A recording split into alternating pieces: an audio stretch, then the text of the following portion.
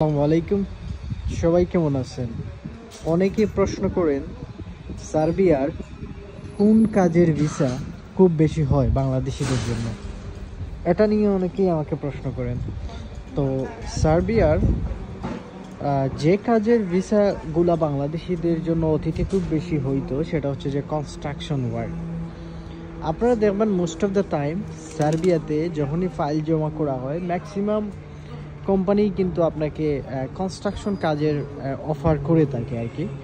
So construction helper বা construction যারা ভালো কাজ জানেন, স্কিল জানেন, তাদের জন্য স্কিলফুল ওয়ার্ক, তো এইগুলাই আর কি। তো আশা করি বুঝতে পারছেন।